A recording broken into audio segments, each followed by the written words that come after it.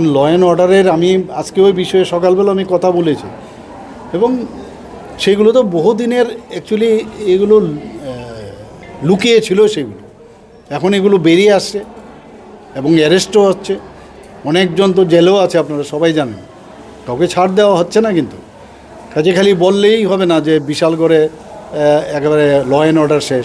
দেখতে হবে যে আমাদের সেখানে রাজনৈতিক হস্তক্ষেপ আছে কিনা। কোনো জায়গার মধ্যে রাজনৈতিক হস্তক্ষেপ নেই, আইনের পথে চলবে। কোনো অবস্থায় কোনো জায়গায় আমরা কিন্তু ছাড় দিচ্ছি না।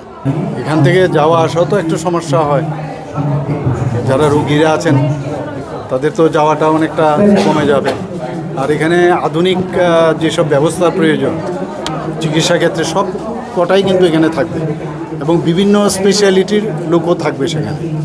কাজে ন্যাচারালি এখানে অনেকটা চাপ কমবে।